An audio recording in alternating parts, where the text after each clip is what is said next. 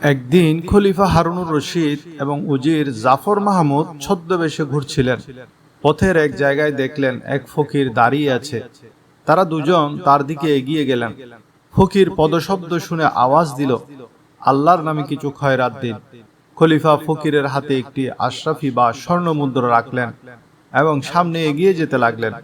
ফকির খলিফার জামার আঁচল ধরে ফেলল এবং বলতে লাগলো, যেভাবে আপনি আল্লাহর নামে আমাকে এটি দিয়েছেন, একইভাবে আমার মুখে একটি থাপ্পড় মারুন।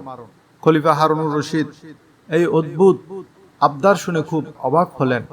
তিনি হাত ছাড়িয়ে সামনে এগুতে চাইলেন, কিন্তু ফকির আঁচল ছাড়ল না। সে জেদ করতে লাগলো যে হয় তার মুখে চর মারতে হবে, না হয় আশরাফিটি ফেরত নিতে হবে। খলিফা বাধ্য হয়ে তার মুখে হালকা একটা চর মারলেন এবং চলে গেলেন। কিছু দূর যাওয়ার পর খলিফা হারুনুর রশিদের মনে হলো, ফকিরের এই আচরণের পেছনে নিশ্চয়ই কোনো রহস্য আছে। তার কৌতূহল হলো রহস্যটি জানার। তিনি উজিরকে বললেন যেন ফকিরকে গিয়ে বলে রাখা হয় যে আশরাফিটি খলিফা হারুনুর রশিদ দিয়েছেন এবং খলিফার আদেশ হলো আগামীকাল দুপুরে যেন সেই দরবারে হাজির হয়। পরের দিন ফকির দরবারে হাজির হলো। খলিফা জিজ্ঞেস করলেন, তোমার নাম কি, আর ভিক্ষা নেওয়ার পর চর মারার জন্য কেন এমন জিদ করেছিলে? ফকির বলতে লাগলো, হুজুর, আমার নাম হলো আব্দুল্লাহ। আমি এই বাগদাদ শহরেরই বাসিন্দা। আমার বাবা মারা যাওয়ার সময় যে টাকা পয়সা রেখে গিয়েছিলেন তা আমি 2 হাতে উড়িয়ে নষ্ট করেছি। পরে আমার স্ত্রী আমাকে বোঝালো। এরপর তার গয়না বিক্রি করে আমি 2টি ওঁট কিনলাম এবং ব্যবসার কাজ শুরু করলাম। দিন কাটতে লাগলো আর আল্লাহ তাআলা আমার কাজে বরকত দিলেন। ধীরে ধীরে আমার অবস্থা ভালো হতে লাগলো। কিছুদিনের মধ্যে আমি বেশ ধনী হয়ে গেলাম। আমার এখন 80টি ওঁট হয়ে গেল। একদিন এক ব্যবসায়ীর মাল বসরা বন্দরে পৌঁছে দিয়ে আমি বাগদাদ ফিরছিলাম। পথে একটি ঠান্ডা জায়গা দেখে আমি কিছুক্ষণ বিশ্রামের জন্য সেখানে বসলাম।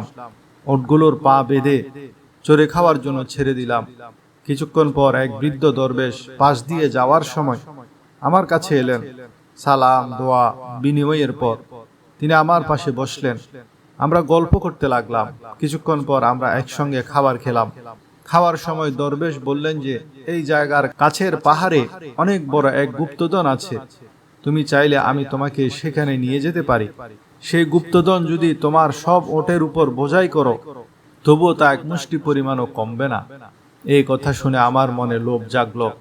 আমি বললাম, আমাকে সেখানে নিয়ে চলুন। দরবেশ বললেন, ঠিক আছে, আমি তোমাকে নিয়ে যাব, কিন্তু তোমাকে এর মূল্য দিতে হবে। তোমার 80টি ওঁটের মধ্যে 40টি ওঁট আমাকে দিতে হবে, তবেই আমি তোমাকে গুপ্তধনের কাছে নিয়ে যাব। আমি মনে মনে ভাবলাম, 40টি ওঁট দিলেও তো আমার কাছে আরো 40টি থাকবে।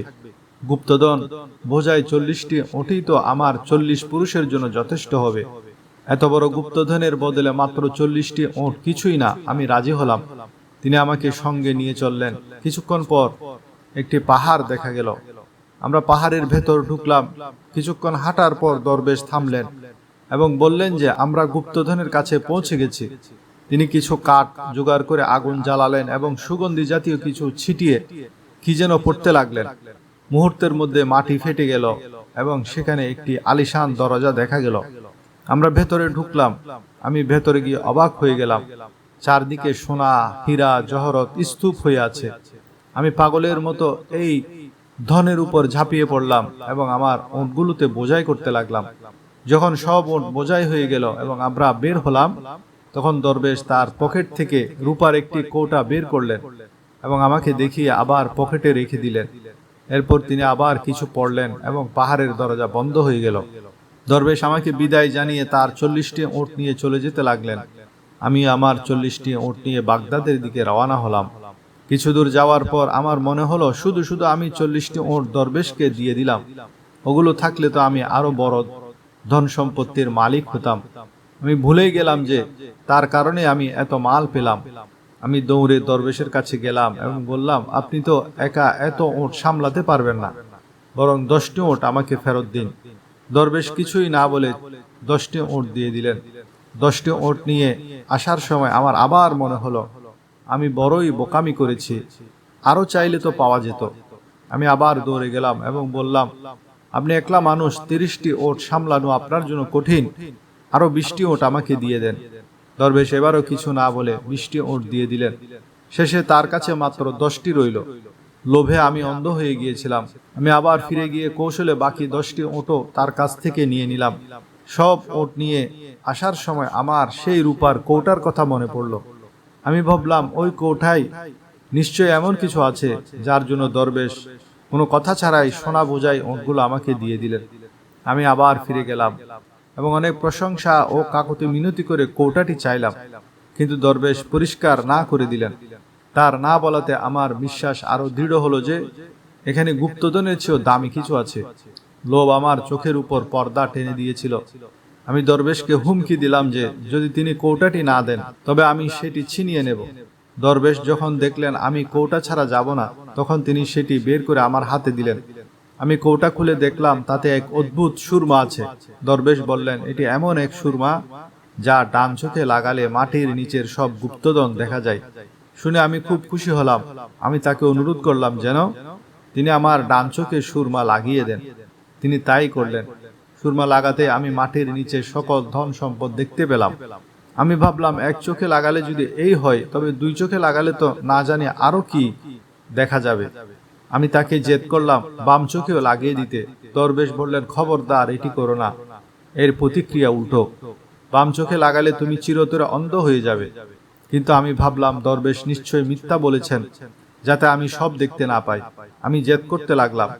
অবশেষে আমি তাকে মেরে ফেলার হুমকি দিলে তিনি বললেন, ঠিক আছে, তোমার জেদের কারণে আমি লাগিয়ে দিচ্ছি, কিন্তু এর গুনাহ আমার উপর থাকবে না। দরবেশ সুরমা লাগিয়ে দেওয়ার সাথে সাথে আমি অন্ধ হয়ে গেলাম। আমি চিৎকার করে কাঁদতে লাগলাম এবং বলতে লাগলাম, আপনি সব ধন আর ওট নিয়ে নিন, শুধু আমার চোখ ফিরিয়ে দিন। দরবেশ বললেন, লুভী মানুষ, আফসোস যে তুমি আমার কথা শুনলে না। যে বিপদ তুমি নিজে ডেকে এনেছ তার কোনো চিকিৎসা নেই। এই বলে দরবেশ উটগুলো নিয়ে চলে গেলেন, আর আমি কাঁদতে কাঁদতে পড়ে রইলাম। সেই দিন থেকে আমি ভিক্ষা করে জীবন চালাচ্ছি।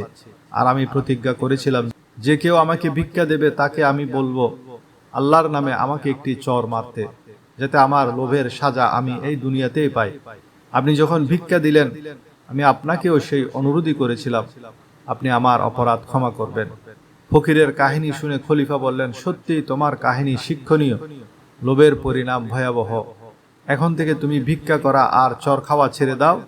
আজ থেকে রাজভান্ডার থেকে তুমি প্রতিদিন 4টি করে দিরহাম পাবে, যা তোমার চলার জন্য যথেষ্ট।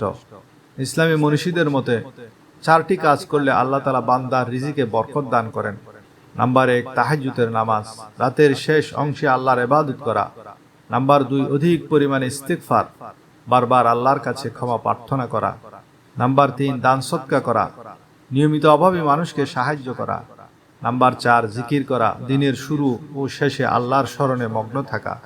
রাসূলুল্লাহ সাল্লাল্লাহু আলাইহি ওয়াসাল্লাম যখন জাতুর রিকা যুদ্ধ থেকে ফিরছিলেন তখন এক জায়গায় কাফেলা বিশ্রামের জন্য থামল। নিরাপত্তার জন্য রাসূলুল্লাহ সাল্লাল্লাহু আলাইহি ওয়াসাল্লাম 2 জন সাহাবীকে পাহাড়ের গিরিপথে পাহারায় নিযুক্ত করলেন। একজন হলেন আনসার সাহাবী আব্বাদ বিন বিশর রাদিয়াল্লাহু তাআলা আনহু এবং অন্যজন মুহাজির সাহাবী আম্মার বিন ইয়াসির রাদিয়াল্লাহু তাআলা আনহু। পাহারা দেওয়ার সময় আব্বাদ রাদিয়াল্লাহু তাআলা আনহু ভাবলেন আম্মার রাদিয়াল্লাহু ঘুমান, তিনি নিজে পাহারা দেবেন, কিন্তু সময়টি ছিল নিস্তব্ধ রাত, যা ইবাদতের জন্য যথেষ্ট। আব্বাদ রাদিয়াল্লাহু তাআলা আনহু পাহারা দেওয়ার পাশাপাশি দাঁড়িয়ে তাহাজ্জুদের নামাজ শুরু করলেন। তিনি সূরা কাহাফ তেলাওয়াত করছিলেন। এমন সময় এক শত্রু সৈন্য দূর থেকে তাকে দাঁড়িয়ে থাকতে দেখে তীর ছুড়ল। একটি তীর এসে আব্বাদ রাদিয়াল্লাহু তাআলা আনহুর গায়ে বিঁধল। তিনি নামাজ ভাঙলেন না, শরীর থেকে তীরটি টেনে বের করে ফেলে দিলেন এবং নামাজ চালিয়ে গেলেন। শত্রু ভাবল তার লক্ষ্য ভ্রষ্ট হয়েছে, তাই সে আবার তীর ছুড়ল। দ্বিতীয় তীরটিও তার গায়ে বিঁধল। তিনি আবারও শান্তভাবে তীরটি টেনে বের করে নামাজ চালিয়ে গেলেন। এরপর তৃতীয় আরেকটি তীর তার শরীরে বিঁধল। অতিরিক্ত রক্তক্ষরণের কারণে তিনি দুর্বল হয়ে পড়ছিলেন, তাই তিনি দ্রুত রুকু সিজদা দিয়ে নামাজ শেষ করলেন এবং পাশে ঘুমন্ত আম্মার রাদিয়াল্লাহু তাআলা আনহুকে জাগিয়ে দিলেন।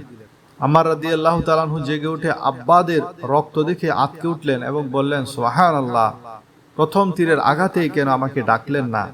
তখন আব্বাদ বিন বিশর রাদিয়াল্লাহু তাআলা আনহু এক অবিস্মরণীয় উত্তর দিলেন।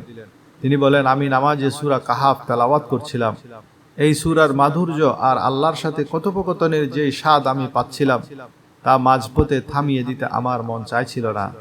আল্লাহর কসম, রাসূল সাল্লাল্লাহু আলাইহি ওয়াসাল্লাম আমাকে যে পাহারার দায়িত্ব দিয়েছেন সে দায়িত্ব পালনে ব্যর্থ হওয়ার ভয় না থাকলে শত্রু আমাকে মেরে ফেললেও আমি এই সূরা শেষ না করে নামাজ ভাঙতাম না।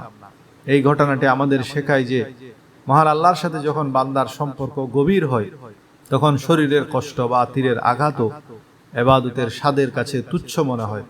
তাহাজ্জুদ হলো সেই সময় যখন মহান মালিক তার বান্দার সবচেয়ে কাছে থাকেন। ইমাম শাফি রহমতুল্লাহ আলাইহির মতে শরীরের শক্তি ও সজীবতা বাড়াতে এই 4টি জিনিস সহায়ক। নাম্বার 1, মাংস খাওয়া, পরিমিত পরিমাণে পুষ্টিকর গোশত গ্রহণ করা। নাম্বার 2, সুগন্ধি ব্যবহার, ভালো ঘ্রাণ মানসিক প্রশান্তি ও শক্তি যোগায়। নাম্বার 3, বেশি বেশি গোসল করা, শরীর পরিষ্কার রাখলে কর্মক্ষমতা বাড়ে। নাম্বার 4, সুতি কাপড় পরিধান। বুদ্ধি এবং জ্ঞান বৃদ্ধিকারী 4টি জিনিস হলো অপ্রয়োজনীয় কথা ত্যাগ করা, কম কথা বলা এবং চিন্তা বেশি করা। নাম্বার 2, মিসওয়াক করা, এটি সুন্নত এবং স্মৃতিশক্তি বৃদ্ধিতে সহায়ক বলে প্রমাণিত। নাম্বার 4, নেককার ও সালেহিনদের মজলিসে বসা, ভালো মানুষের সংস্পর্শে জ্ঞান বাড়ে।